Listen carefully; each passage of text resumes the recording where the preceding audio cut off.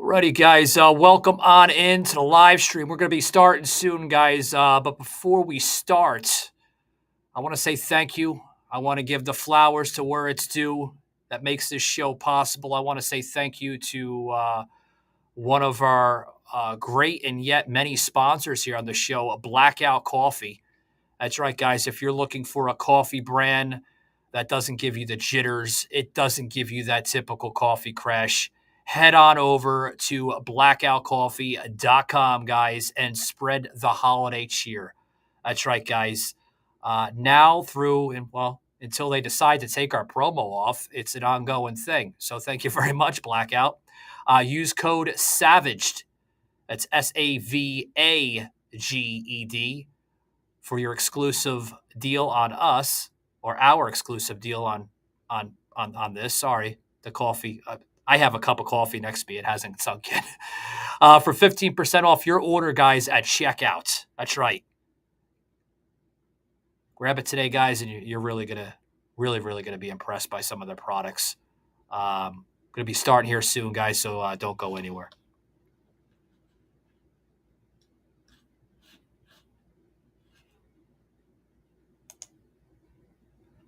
Alrighty, guys, welcome on into the show. I am your host, Michael Gardner, or I like to be called Savaged. My on-air personality that was given to me by a couple of the greats here in the industry. So thank you very much. I also want to say thank you to another sponsor I didn't get here. I kind of wearing the hat, so thank you very much, Amazon, for sponsoring the show today. I told them I wear the hat today, so.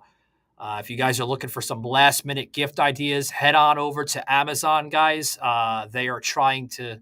I mean, the guys over there. I give the hat to Amazon. Trying to get those orders out in time for the holiday season, the peak season. I think right, peak season. Yeah, the peak season of what they call it.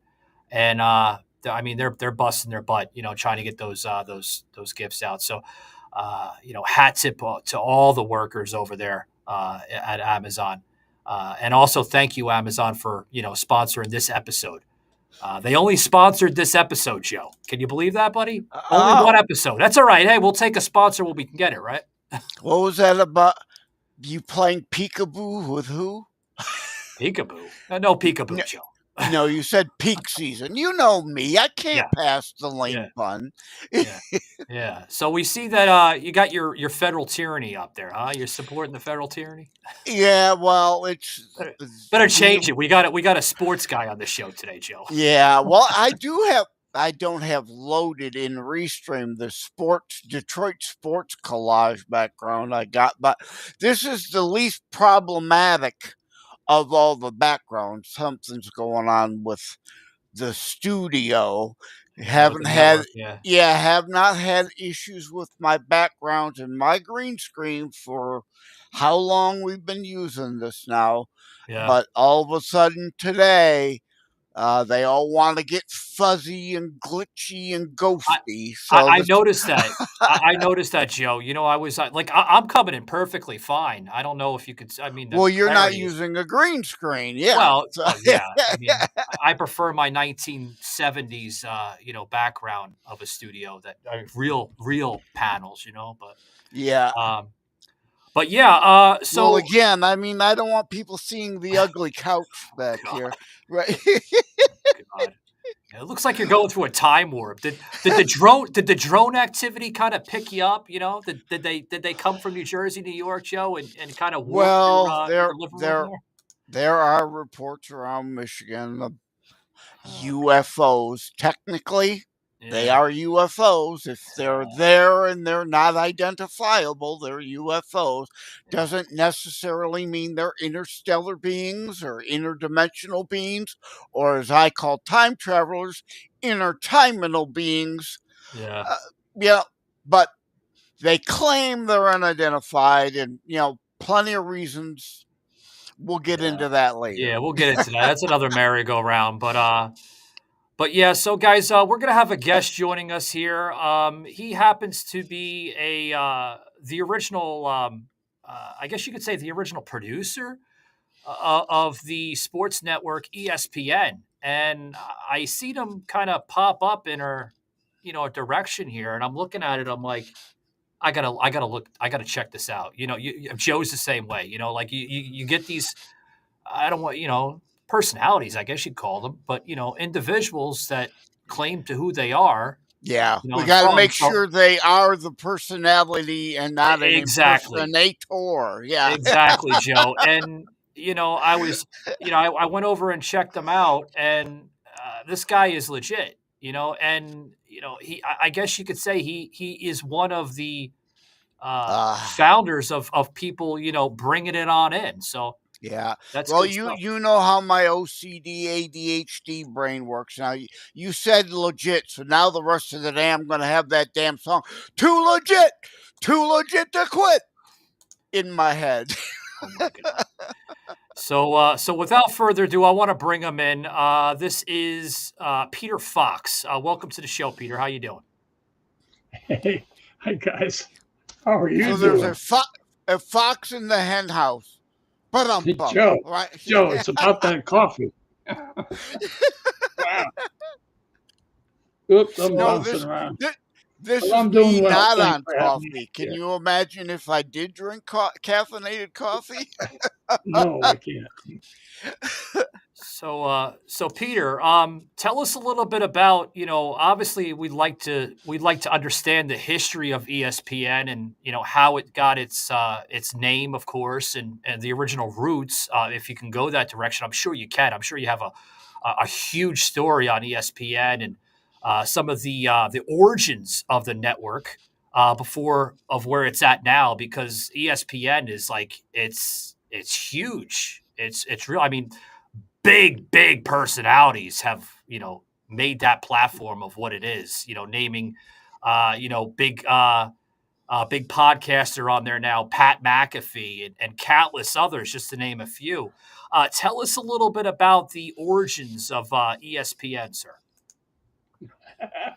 Well, if you really go way as far back as you can, it would be uh, one guy got fired and the other guy had worked himself out of a job. So they were looking for something to do. And since they were up in Connecticut, and Connecticut is a rabid basketball state, they thought that they could do pay-per-view uh, Connecticut basketball uh, peddled around to the Connecticut fan base. And what occurred was the cost of renting then AT&T landlines to transmit video signals to cable companies was so expensive you couldn't make the numbers work. And as we were bemoaning that, a cable guy said to us, "Have you thought about the satellite?" And the question then rang loudly was, "What's a satellite?" uh, as it turned out, there was only one satellite in the sky at the time that would accept commercial television signals, that was owned by RCA Victor, then RCA.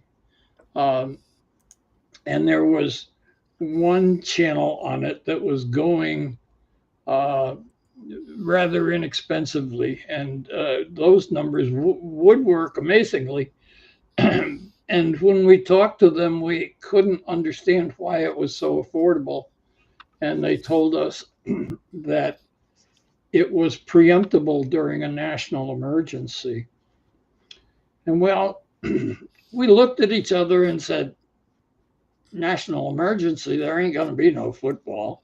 So we'll take one of those. and we did. They gave us 90 days to come up with the money, which was a good thing because we had between us maybe, when I say between us, I'm talking about the original three guys. I would be the fourth. They had about $9,000. And 9 grand. That was a lot of money back then, I'm assuming. Yeah, it wasn't bad back then. Yeah, $9,000 is like nothing now, right? well, it wasn't enough then either. Um, And What was if I may stop you right there, Peter? You said it wasn't enough back then. What was the budget for that back then? we needed about 20 million bucks. And Oh my God! Well, when yeah, things first start, your microwaves were expensive when they started. Satellite service was expensive.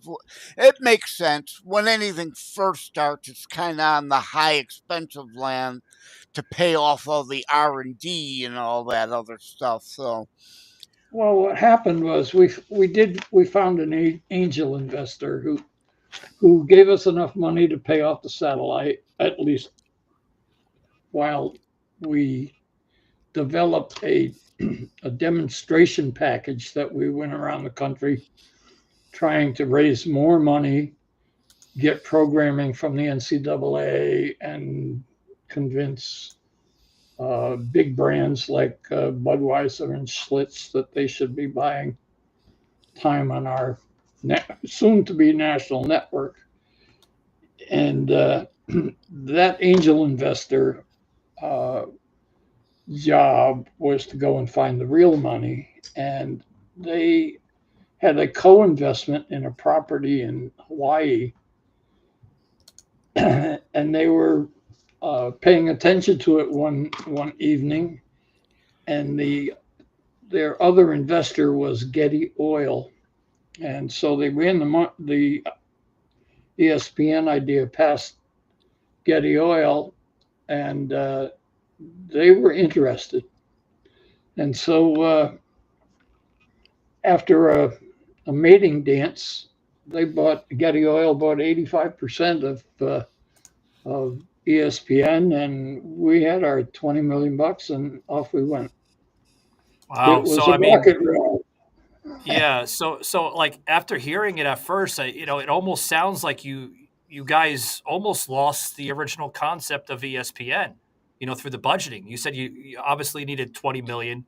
It seemed like there was a struggle at first. So, Oh do you yeah, see that back then, if you guys weren't able to make that deal, we it wouldn't was have ESPN today? exactly. It was days away from not happening. Oh One of the wow. greatest days in business sports ever. I want to say I say days, but it's probably over maybe 48 to 54 hours. Remember, there's very little communications tools in business. Even the biggest law firms didn't have faxes in 1977, 78. And we had the NCAA, Getty Oil, and Budweiser, Anheuser-Busch saying, I will if you will, if you will, if you will, if I will, if you will. And so there was this frantic running around into airport business centers of lawyers with paperwork, putting those three deals together. If one guy was out, the other guy would fall out and it wouldn't happen. yeah, the So, term that comes to mind is suicide pact. Right. yeah, Okay, I'm not going alone, but if they're going, I'll join. Right. yeah. Once that happened, we strapped in and off we went. And the Hmm. very interesting part about that, the book that I wrote about the history, all of what I'm talking about happened within about 300 days. And there were there was a cadre of about 30 of us from Connecticut, basically, who pulled it off.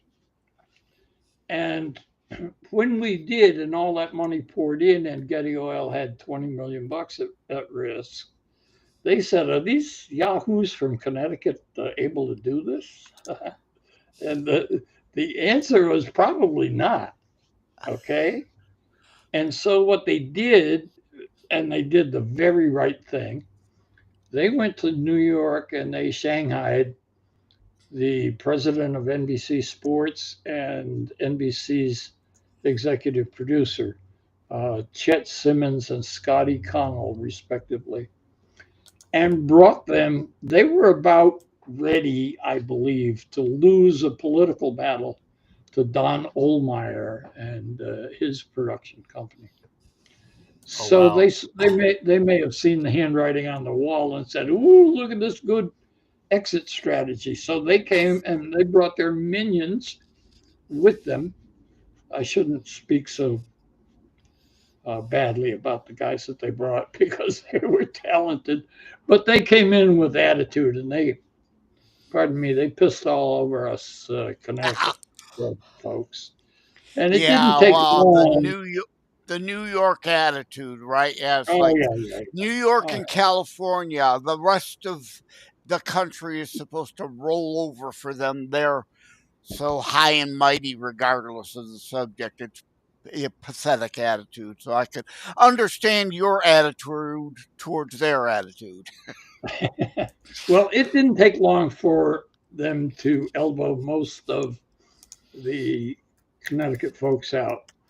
Now, my golfing buddy and the founder of ESPN, Bill Rasmussen, and I stayed on for uh, quite a long time afterwards, like I want to say 18 months. And there was another Lou Palm stayed on for several years. He was an on-air talent, but most of I call us Espionauts. Oh, Got cool. yeah, it is I pretty like that cool. term. I'm Thank you. usually the one making up new terms. So, Well, I coined it, and it's in my book that I'm about to plug. Um, for many years, I felt that I kind of did pretty well leveraging my role as the founding executive producer, and and it wasn't so much about me, but it was about a bunch of people that I recruited for that early stage who never got a thank you or never got a public attaboy. And so that's what I wrote the book about. I wrote about those people. And actually, the book ends when ESPN signs on because What do there you mean are, by that, Peter? If I may chime in, sir. You said it ends when ESPN signs on. What is that? What do you mean by that? my story about those people in that 300 days between when we had the idea and when we threw the switch and went on the air full time. Um, it was under a year from start to finish. When I say finish, of course, from that point on, ESPN grew into this mammoth uh, yeah. sports network. Once And it got going, pretty much everybody knows the story at that point. So it's yes, like the exactly. old TV series 24, but 300 days. Exactly. I'm sitting at my desk. I'm looking at 9 other books written about ESPN, and they all basically Oh wow. start. They start about that time, and they talk about how big it grew. Yeah, And I have a question for you, if I may, Peter. Because I mean, shoot, I'm learning a lot about ESPN and of some of our viewers here on a couple of the platforms we're live streaming. So thank you very much, guys. If you want to know anything about ESPN and the origins, get the comments in, and we'll plug them into the network here. I'd like to ask. A question in its original roots, and possibly networks that may have wanted to pick up ESPN. Was there any network pitches in the beginning of its ideas and where it was going to no, go no, there? no, no. The pitches were to cable systems. Cable television was just coming into its own, and satellites is really what cable. If you'd stop and think about it, is really only a signal delivery system. And at the time, it was going to homes that generally lived in the outskirts and they didn't get good television signals over the air. So it was improving the signal. And when satellites came along, it changed the ability for cable systems to have, in the old days, it used to be ABC, NBC, CBS, PBS, and maybe an independent station that ran movies and old sitcoms. When the satellites came in, it allowed, because cable always have had the ability to do 500, 600 channels, but they had no channels to fill that hole. When satellite television came in, which would deliver a programming signal across the country at the same cost, it was a no-brainer. Mm. And early on, some of the things that we had to do, those satellite dishes where they receive signals off the satellite, we had to buy those for cable companies. Oh, wow. Just to, How much did they cost, just, Peter? well, it wasn't that much when you stop and figure out, 10,000 people paying $60 a month. It adds up pretty quick. Mm. Wow. Yeah, So, like back then too. A lot of they're all going to streaming now, but like here in Detroit, the Red Wings created Pro Am Sports Station Pass. We had, and you got your own little satellite dish to put on your, you could get 10 different dishes on your roof to get different people broadcasting through the satellite until they then all figured out, well, it's more economic to sell their signal to the cable operators and have them deliver it. Well, I like to think that what we did is more than just a sports story. It's a business story. You Yeah, oh, know, very much. the model that we built was followed by, of course, Ted Turner and CNN and MTV and the History Hmm. Channel and the Golf Channel and the Tennis Channel, and uh, the vertical uh, distribution of a given subject became a very uh, workable and profitable thing to do.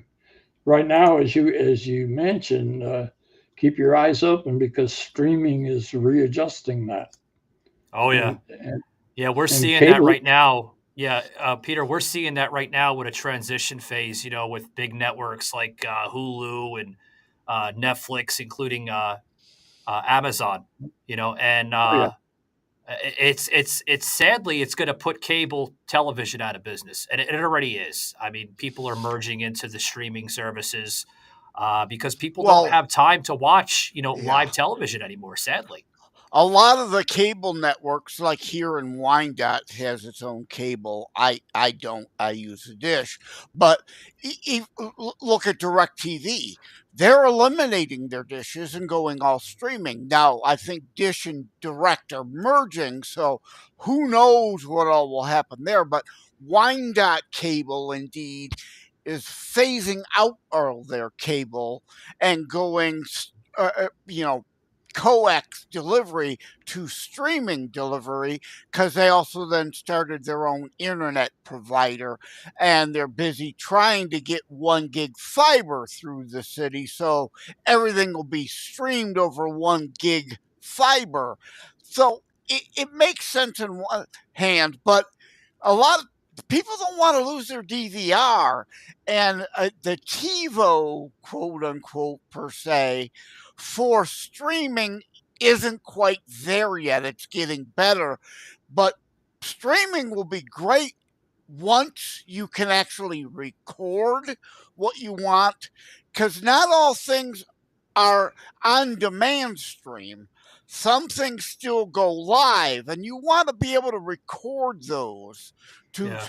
then view at a later time. Yeah, well, absolutely, Joe. I mean, I would agree with that, but I would also agree that that they have to be careful in that aspect. If you get what I mean.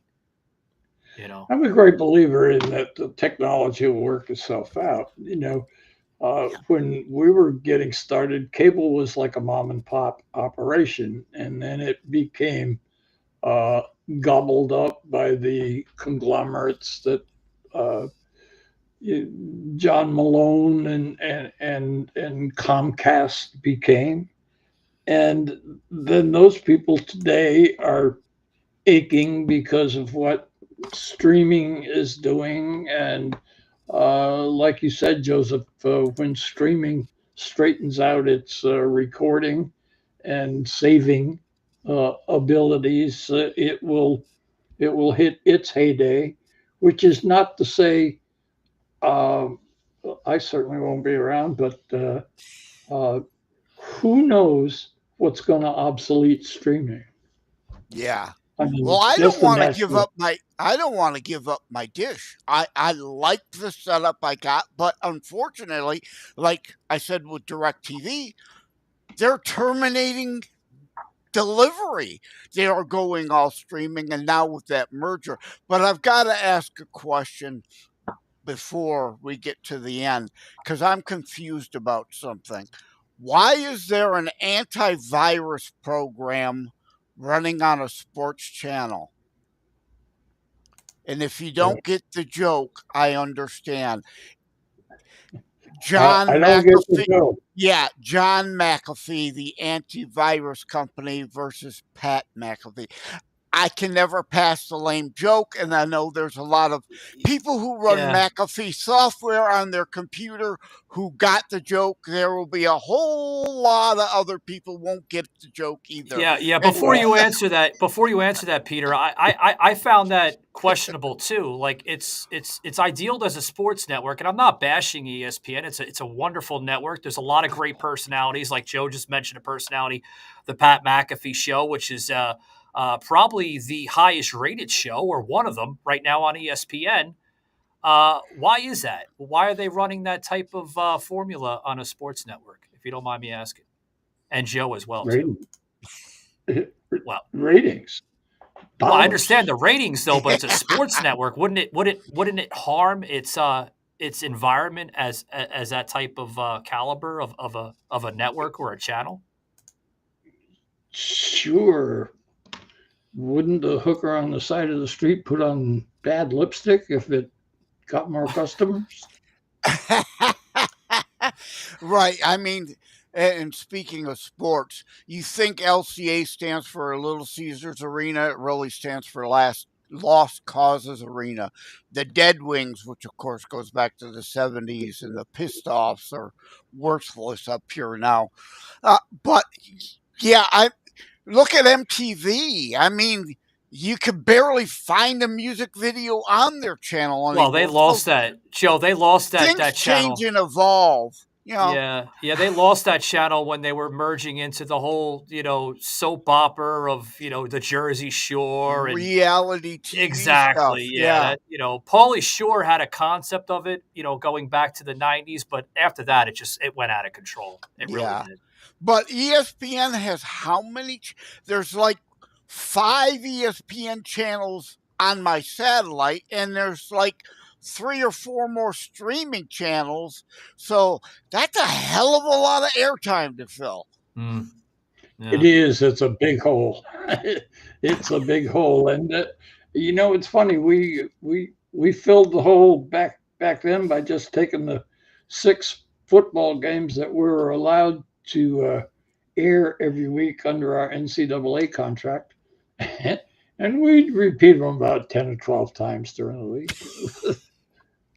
And Well, again, you people didn't watch. have a DVR to record then, so putting the same game on alternate times was a time shift opportunity for people who could. I can't see it Monday. If you're showing it on Wednesday, thank you. That made a lot of sense then. It doesn't now, though. Well, you had a Betamax. Well, no, yeah, I had. No, what's the other format? I had the other format. VHS. I still have my VHS player. So Yeah.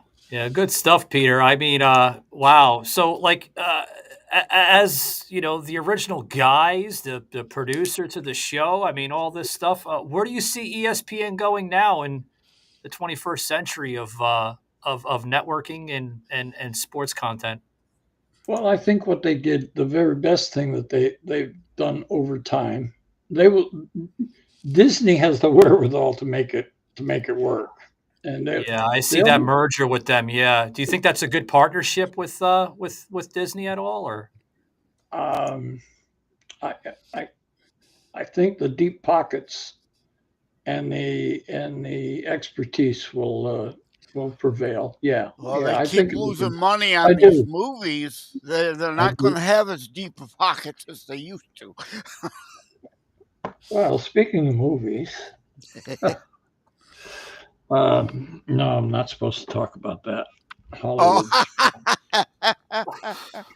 well, well, But I'm it's sure pretty you. exciting, I'll tell you. Yeah, I'm sure you remember the Malice at the Palace. Remember, but more recently, spoke of the pissed offs at Lost Causes Arena. Stewart stood up to Lamoron James, which I then coined the melee at the LCA to go with Malice at the Palace. We were hoping that bring a little of the bad boys days back, but alas, no, they're the Lost Boys rather than the bad Yeah, boys. the world is too politically correct now. Although that may be changing. Hmm. Yeah. I'm Well, sorry. I mean, I hope to see some awesome. Not to say that ESPN needs improvements, but I guess you could say evolvement, right? To evolve into the next, I guess, The phase of the brand, network. the brand is always going to be a leader in the game. Sure. Now, that's what uh, its heritage will forever be. It'll forever be what Chet Simmons called it when he walked in to Bristol in 1979. He said, "We are the worldwide leader in sports, Yeah, and don't let that was a anybody touch." great tag. That was a He great he tag. laid the stake to it, and then decided to live up to it, to figure out a way to Yeah. live up to it. Yeah, But it certainly wasn't there at. Well, you were kind of the only leader in sports at first. Then, yeah, you set that lofty goal, and I agree. You lived up to it eventually. But you Yeah. mentioned movies. There are all kinds of sports related movies. Bull Durham, Angels in the Outfield, uh, uh, the Miracle, Mighty Ducks. Speaking of Disney, right? You're with Disney now. Start showing the Mighty Duck movies on one of the umpteen million ESPN channels. You could branch out a little that way. Tons of sports movies. true that. Yeah. Yeah, Peter, I have a question. I don't know if you know this or if it was brought to your attention, but there was rumors circulating. Obviously, big sports entertainment of pro wrestling. The WWE has weighed in their interest of ESPN over the years of possibly adding some podcasting on the network, similar to the Pat McAfee show, but more or less bringing some of their personalities of wrestlers on the network. I think there was a few, but as a test run, I think maybe like what was it, Mark Calloway, The Undertaker, a few others. But do you see that network possibly going in that direction to kind of give it maybe a boost or a huge boost in ratings? Because you look at the WWE, and I mentioned WWE because it's the hottest thing right now in sports entertainment. The ratings are climbing. Of course, with their move to Netflix and next month in January. Do you see ESPN doing anything like that? Yes, I do. You Um, do. Okay. I Well, that's a Yeah, do good thing. only because do I like it? No, I'm a little bit more of a purist and a a sportsman rather than a sports fan. I still play, and Yeah, I like still the play. wrestling is more. The wrestling is more celebrity and showy and I would more I would point out entertainment, but I would point out that the Tiffany Network, um, CBS on Saturday nights, after they would air I believe, the Jackie Gleason show and some others like that, would to the have moon, Saturday Alice. Night with Gorgeous George and Killer Kowalski. Oh God, you're going back now, Peter. Wow, you're bringing us down memory lane of professional Hey, wrestling. but Yeah, there a were lot of people. three major Yeah, networks, and Saturday yeah, night, that's pretty expensive real estate. yeah, yeah. Today's our audience out there. A lot of those names you dropped, they're all going, who? Kowalski ham or sausage? I I love doing that to people. Yeah, he's given. I wouldn't say a teaser, but what would you Yeah, call it, Joe? Something. There's a word for it. Yeah. No, you know me too. I usually throw in a lot of old references that go over people in our audience's heads too. So I love it. Even though never was much of a wrestling fan, but I recognize it because I appreciate the celebrity aspect of that. eh, Well, Uh, he mentioned some big names. Of course, we're going to be bringing on a professional wrestler. Actually, two. There's one pending. We're just waiting for a date from her. I don't want to give names too much, but she's pretty well known there in the wrestling industry. And then we're also bringing on the legendary Hulk Hogan on the show, which will be a Raw, not in studio, but it will be a Raw, basically interview right at his beach shop there in Clearwater, they Florida. make ointments for that now, Michael. If you're raw. Oh no, I don't have that problem. Not yet. I'm still in my Even 40s. I even don't have that issue yet. You know me. Can't Yeah, you set up the joke? I I had to know. go there. I know, Joe. I know. I So, as we kind of close it I up with don't you, think. Peter. Yeah, good sir. I'm sorry. Well, just one quick point. I don't think that there's much difference. Oh boy, I'm going to get a lot on this one. I don't think there's much difference between wrestling and the wonderful athletes that are wrestlers and gymnastics. In The a wonderful way, I understand what you're saying there. performing Yeah. entertainment. Are they competing against each other? They're it's like figure skating. Come on, it's wonderful Well, entertainment. Peter. So is You the know, ballet that the professional wrestler is showing us. Yeah, Vince McMahon. I mean, he doesn't run WWE anymore. It's sold over to a company. I think it's TC something. TC. It's affiliated with UFC. Dana White and Tony Khan actually own the company now and run the company alongside with Triple H, Michael Levesque, and all that.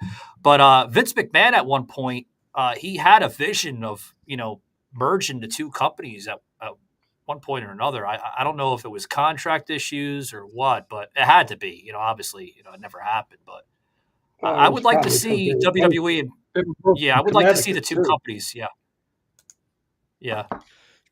Make it like the NFL, right? The NFL and the AFL, two different leagues merged. You got the two conferences. Turn wrestling into a two conference kind of thing, and then have a playoffs and a Super Bowl. They're, Oh, they're, we're not they're allowed to trying. use that term. They're trying, Joe. I mean, you see, like like the personality Pat McAfee.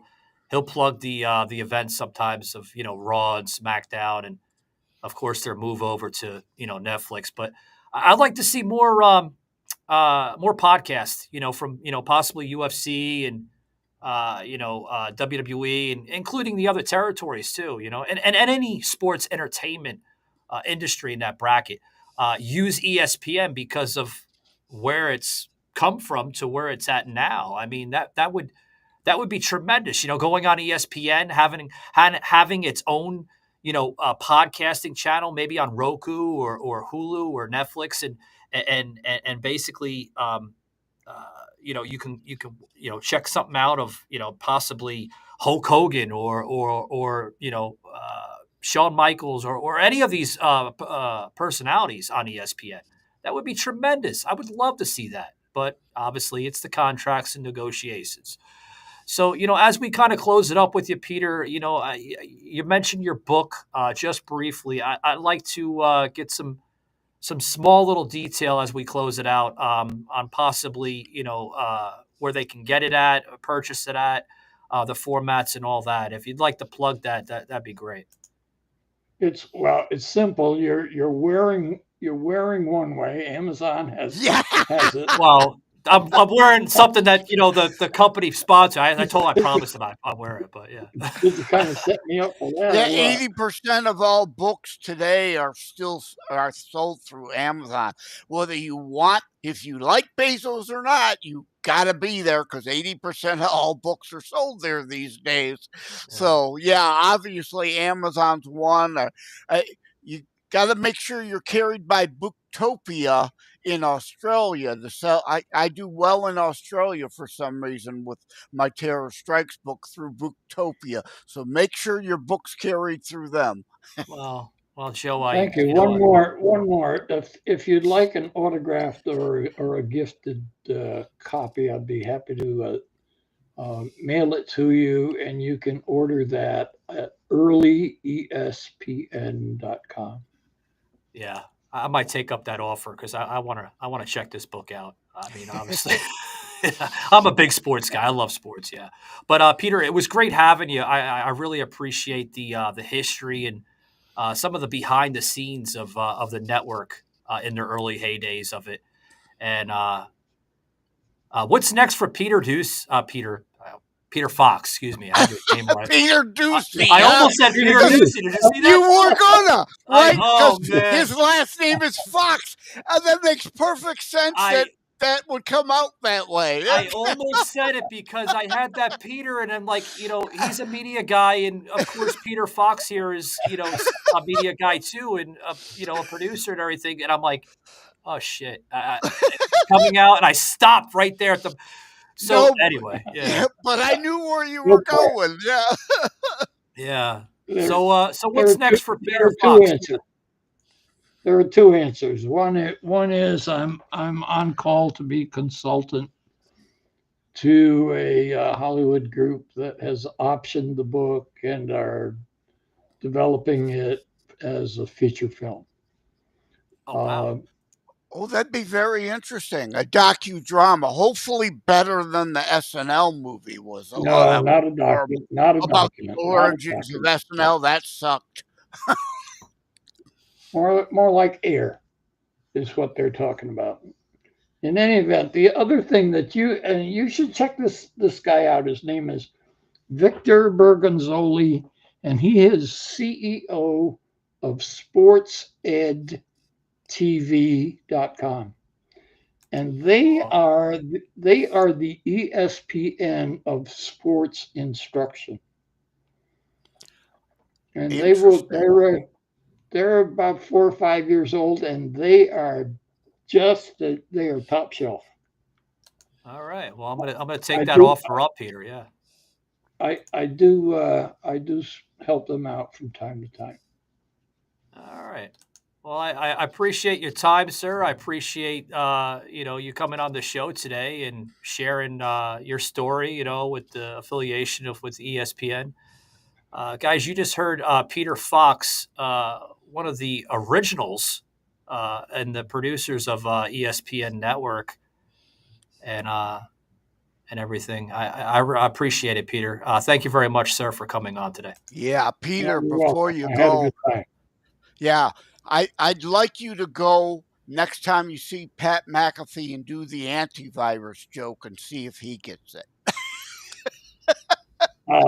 Joseph, Now that I've explained it. I can promise you I won't do that. Why? Doesn't he have a sense of humor? Did we get some savage, unfiltered raw there?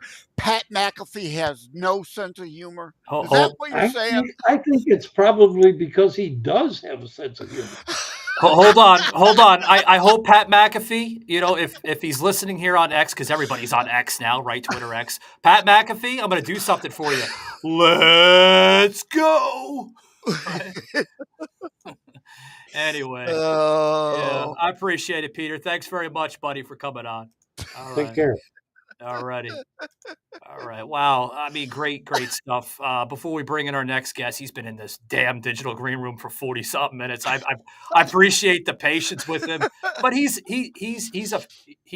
podcaster. So, I mean, I'm sure he has some patience, right? So more patience than I have. I wouldn't stay in a green room for 45 minutes. I'd be like, fuck this guy. I'm going to reschedule. Yeah. You know me, I don't have any patience, but I never did get a medical degree to have patience with. Well, Joe, Bum. see, this is exactly, man. This is why I like doing these live streams, because they could see, now the behind the scenes, before we go into the next, episode. Yeah. Guys, you're getting all a treat. Before this goes on Spotify and the coming days. Unfiltered. Yeah. Yep. Yeah, you're getting a treat. Raw, unfiltered. Even that mid-break joke I told that won't make the audio air. Yeah.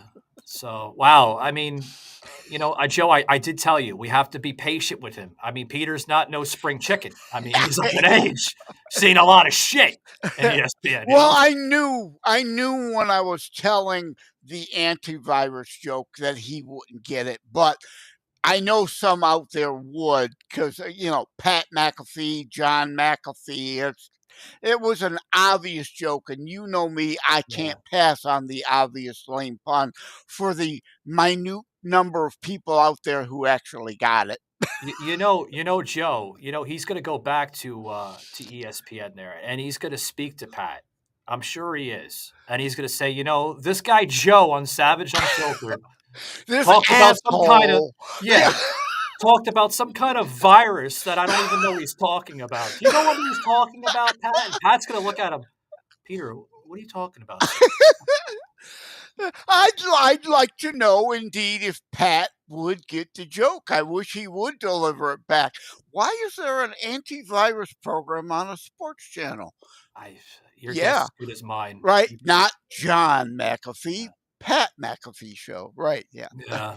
Guys, bear with us. We're going to be going into the next recorded episode here with Christopher Perry. So don't go anywhere, guys.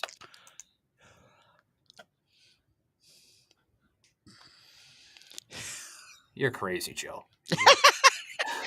Hey, I had a bout of insomnia last night, too, so I'm operating on 0 sleep, so I'm even wackier than I normally am. You're nuts, Joe. And as Mr. Fox rightly noted, and you've pointed out, too, imagine me if I were on caffeinated coffee. Oh, my God. See, this is why I like to do the behind the scenes, because it's recorded. It's on the air, and it's being live streamed. You won't see any of this behind the scenes stuff here on Spotify. You really won't, because we take all that out. We leave it for the live stream because it's raw and unfiltered. Hence the show Savaged Unfiltered. So, guys, before we come back on the air here on X and Facebook and Daily Motion TV, including I got my Daily Motion supposedly streaming this time too. I tried connecting back to Fascist Book, but the interface won't cooperate. So we got my YouTube, got my LinkedIn account, and trying my Daily Motion account too. See if we get any. They better work. They better work in March, because damn it, we're going over to Roku. And if Roku says, "What's going on with this shit, man?" Oh man, I'm gonna be pissed. But anyway, we're gonna come back here in a minute here.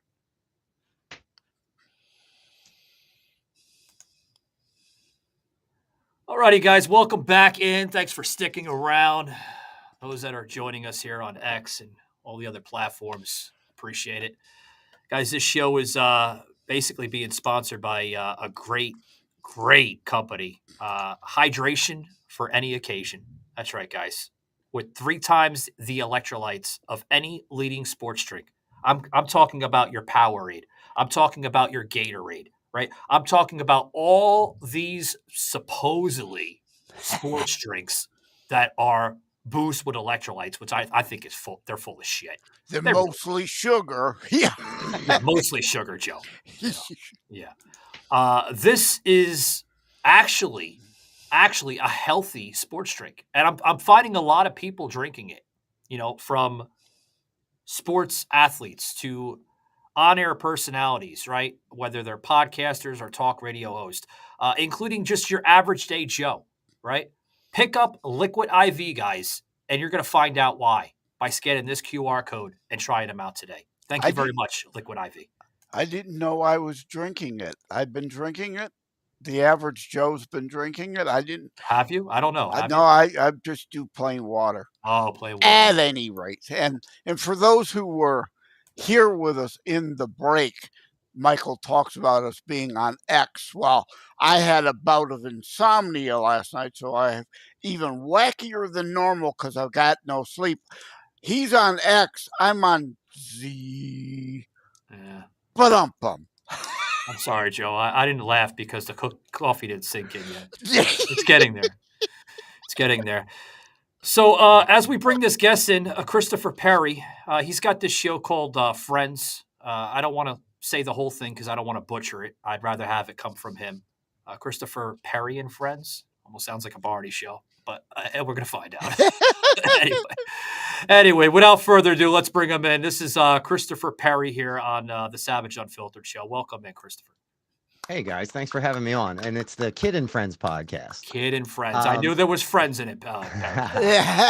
I actually really was enjoying listening to Peter. It kind of took me back to when I was a kid, when cable first came out, and it reminded me of a conversation I had with my son a few weeks ago. He's like, "What were Saturday mornings like?" Because Peter had mentioned TBS and wrestling, and I said, "Well, we would get up at the crack of dawn. We would go sit in front of the TV, watch cartoons till about 11 o'clock. WWF wrestling came on, and then it was Black Belt Theater for a couple hours, and then straight to TBS wrestling. Like, listening to Joe really took me back to when I was a kid. So when you messaged me and said, hey, needed a few more minutes, I was enjoying the show. So I did not mind that at all. Well, I appreciate that. I appreciate that, Christopher, because, most people, even in the business, from a fellow podcaster to another, the patience level would basically thin out after 10 minutes. All right, let's reschedule, but I appreciate the patience. Thanks very much. Yeah, I mean, it was an interesting topic, so I didn't mind listening at all. Well, since there's friends in his podcast name and the name is Perry, are you relation at all to Matthew Perry or Joe Perry, the guitarist? Nothing at all. Steve Perry, the singer? No. Yeah, again, and I'll give you a little history on myself. I had another podcast with 2 guys where we did 500 episodes. And they were on iTunes, Spotify, iHeartRadio, on every show. And we started in 2009, and we went up until the beginning of this year. And I decided, like, hey, I'm going to go off on my own. And my hashtag's always been poor man's Joe Rogan, because I'm a second degree black belt in Brazilian Jiu-Jitsu. I own a Brazilian Jiu-Jitsu school. I do MMA commentary. I've had a podcast, and I have none of the money.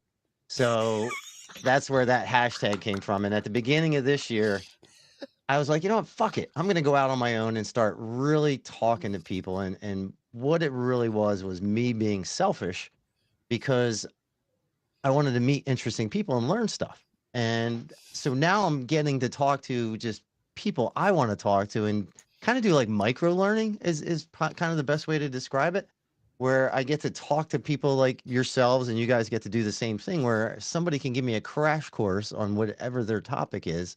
And I don't have to do a whole lot of research. And for me, it's interesting to have the conversation and learn on the spot versus a straight up interview, and you guys kind of have that same vibe where you let the conversation go wherever it'll You go. and I are exactly alike. On my Constitutionalist Politics podcast, I broke out to now Wednesdays having guests, and I do exactly that. I do zero, well, enough research to know, okay, yeah, I want to have them Yeah. on, but beyond that, I don't want to know anything.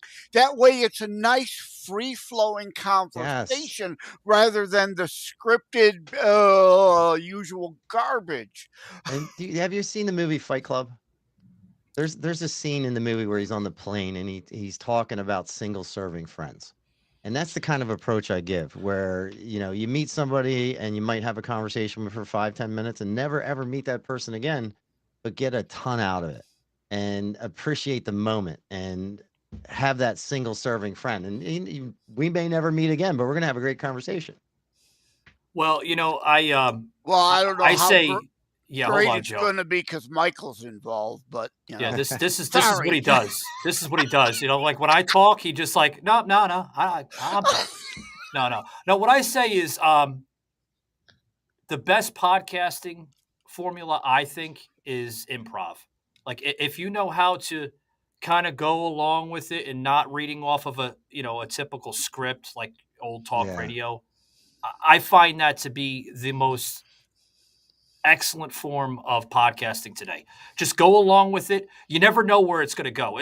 Don't be afraid to go off the rails. Don't be afraid of saying something wrong because, hey, it may draw attention to the right individual. People may be into that, so. And my old podcast, people used to describe as you're out to dinner and the people at the table next to you are having a better conversation.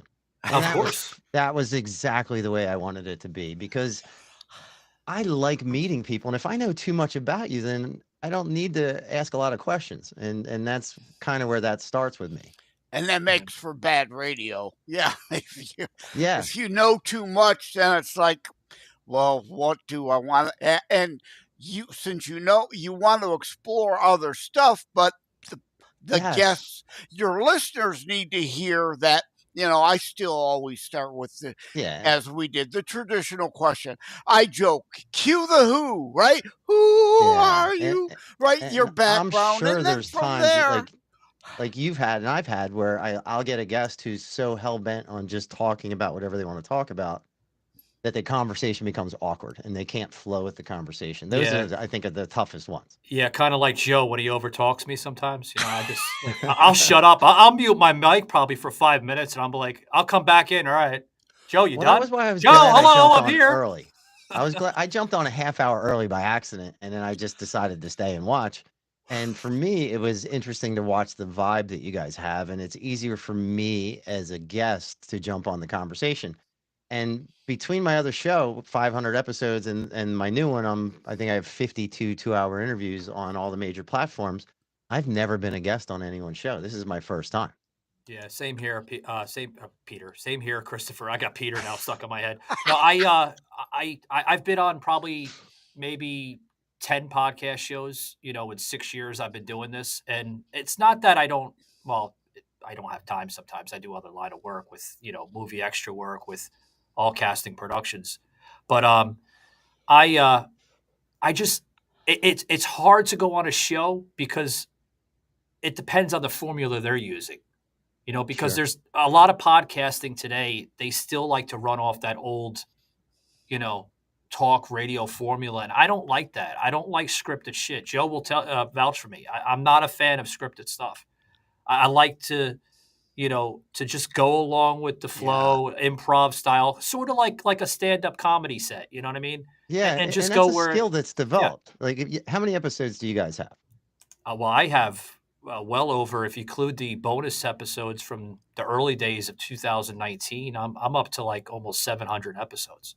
Right, and if you go back and listen to yourselves from the first episodes, it's probably nowhere near what it is now. The quality of your voice, the tone of your voice, the amount of editing you have to do.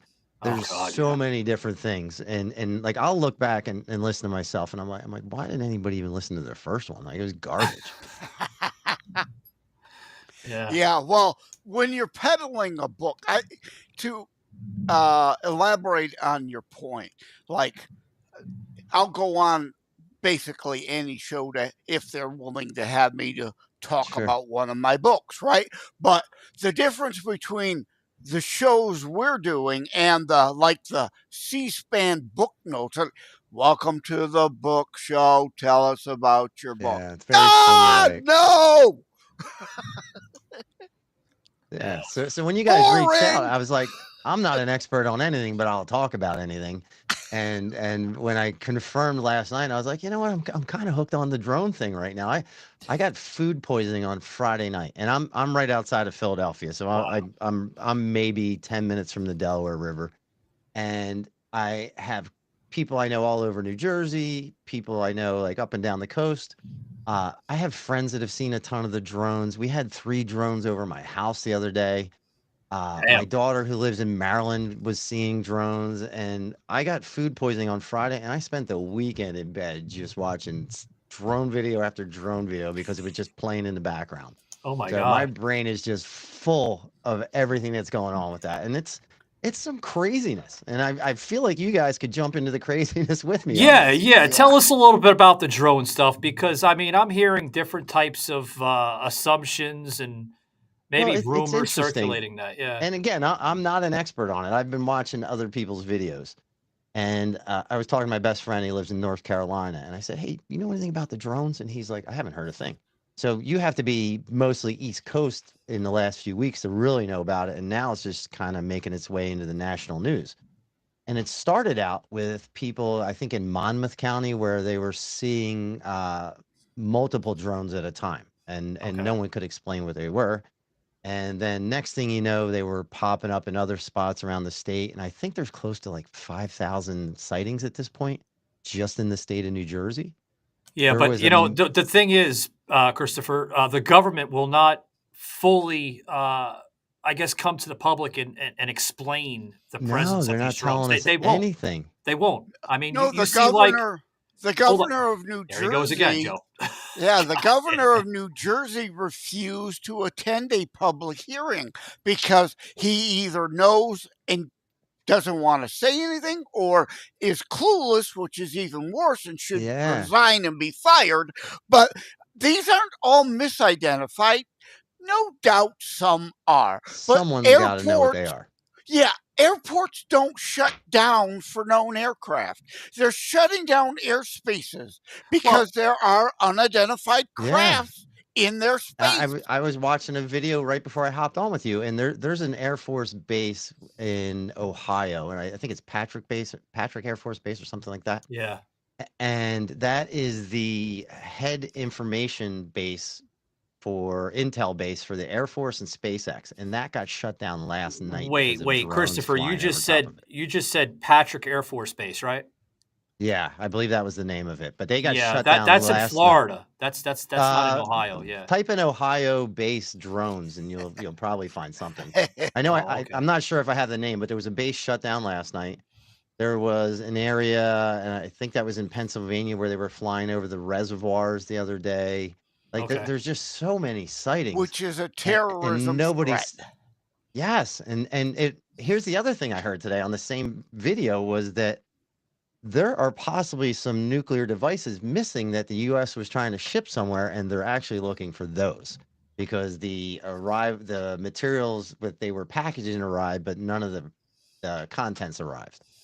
Hmm. So either these things are flying and doing surveys looking for something, or it could be something else. And I'm of the belief that these are our vehicles, not someone else's. Otherwise, we would have taken them You know out. what But I think it is? You they're know what not I think it interested in is? telling us.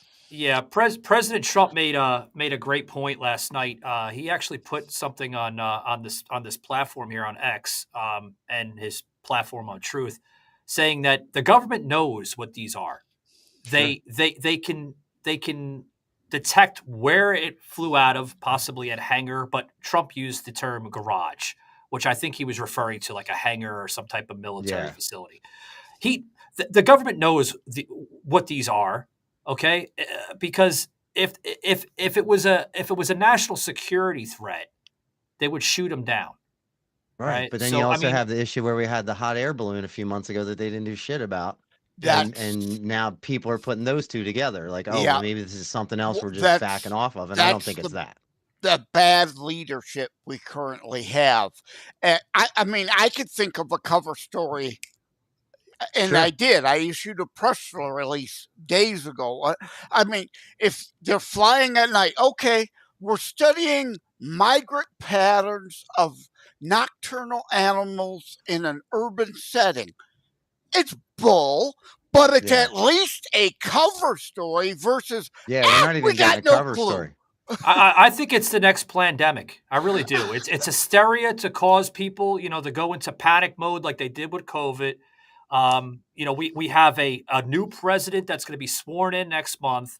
And I like how Trump used the terms. You notice how they're kind of flying around Bedminster, New Jersey? Yeah, guys, that's where all the drones seem to be flying, right over my other resort that I have down there. I don't think I'm going to be taking a vacation in Bedminster anytime soon. Yeah, and then you're seeing reports of them spraying stuff. Like my son has 3 videos he took the other night of just standing in my driveway with drones over top of the neighborhood. And he said he went inside the house, and when he came back outside, there was a mist in the air. And then I've seen other videos where, and I'm like, well, great, now I'm breathing in whatever that might be.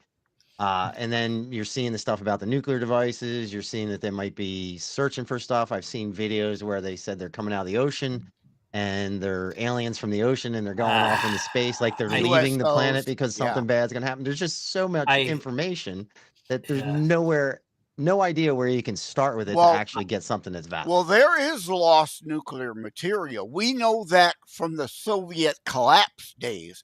And a lot of people were selling things off. And it's no doubt we could have lost track of some of that, or a terror group. Iran doesn't have to have a nuclear tipped missile. All they need is the material for a dirty bomb they could put on a cargo ship and light off the coast. During World War II, the Japanese used the weather patterns to send over firebomb balloons that was kept quiet. I think all those videos that Christopher just mentioned here with the alien, possibly alien crafts flying out of the water, or drones, or whatever the hell they're labeling it as. You got to love that AI, Christopher. I think it's all AI generated. I think they're full of crap. They're using it for click and bait. I mean, I don't think it's real. It's interesting because you hear that and people are like, oh, I don't know if it's real or not. But like people I know are seeing them every day. And like I have a friend who lives in Monmouth County. He said they're over his house all day and all night, every day for last month. There was a meeting with 200 town mayors last week in New Jersey. Every mayor in the state went to an event to be told that there's no information they have for him. Yeah. The governor skipped that on purpose. He was supposed to be there. Yeah, he's probably going to get chewed up while he's there because he doesn't have any information to share with anyone.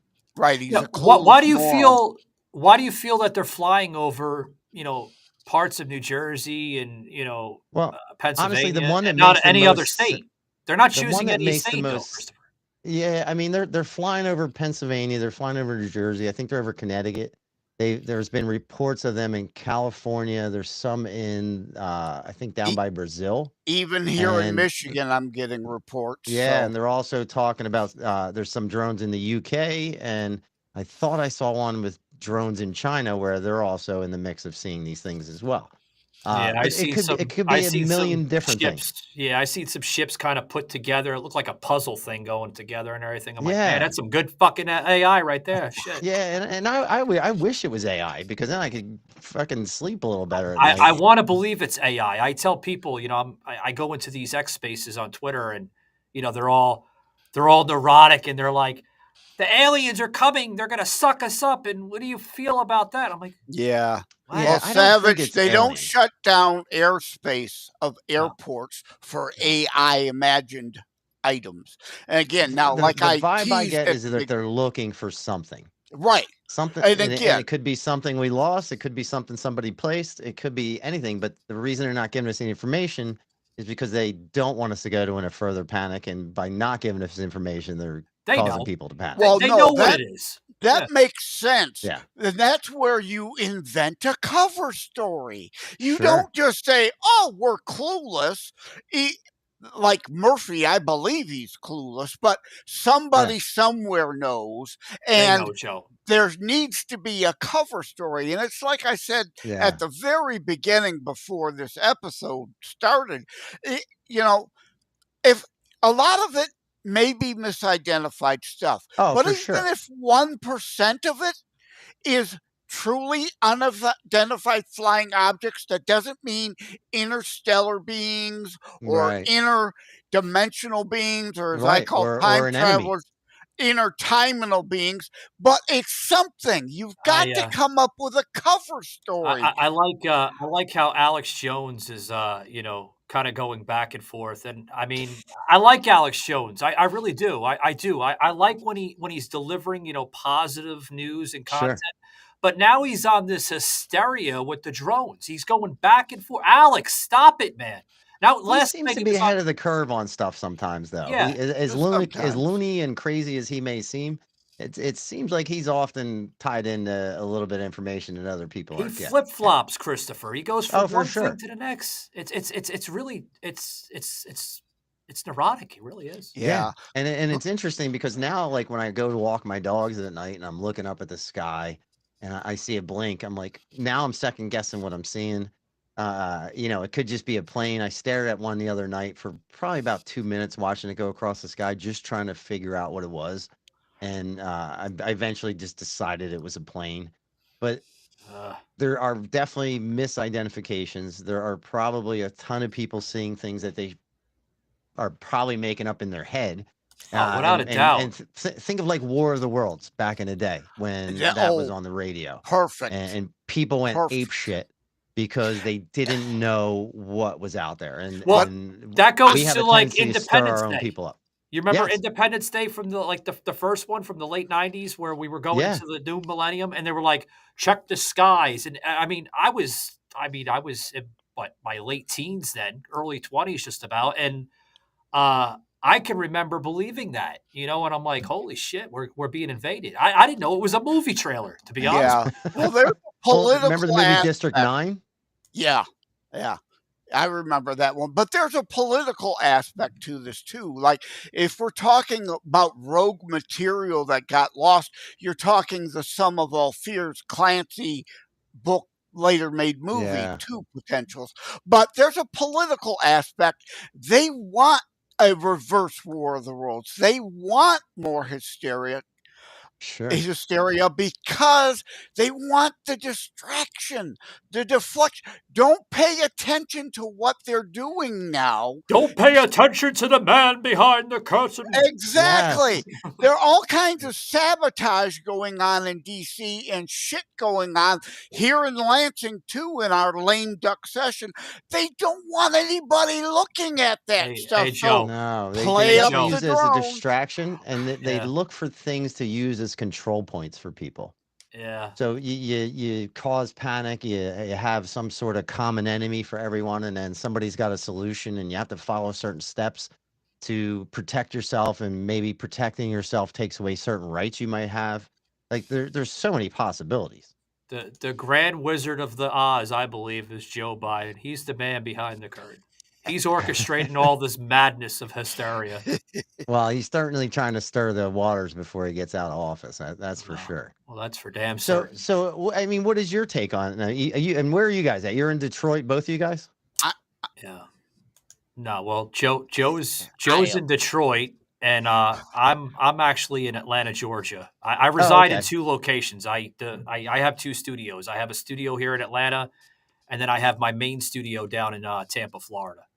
Oh, okay. And have you guys really heard anything about the drones up until the last few days? Because it's been something in the news for the last 40 I days. can tell you that I've seen some circulation of videos in the Atlanta area where there was possibly a few drone activity sightings around the Capitol buildings in downtown Atlanta. But I mean, I was just in that area probably about a few hours ago. I was doing some work over there with with a possible sponsor coming on the show here soon. Yeah. And I'm not seeing anything. So, I mean, Well, I'm going to go back there at night and see what they're talking about. But I right. think it's all fake. I really do. I think it's AI generated video, and they're adding it into, actual stock footage of video. I really don't believe the hype behind this. Some of it's real. Again, you don't it's shut definitely down a real airports. thing as far as the actual drones. As far as what they're doing, I don't know if we know what that is, but there's definitely drones flying. Well, Christopher, if I may, I'll expand a little bit more on it. The reason why I don't believe the hype on it, it goes back to, I mentioned briefly about COVID. I myself and a few selected, content creators or podcasters, however you want to label us. Careful, we're on my YouTube channel. Fuck YouTube. That's why they banned me, Joe. I can care less what YouTube says.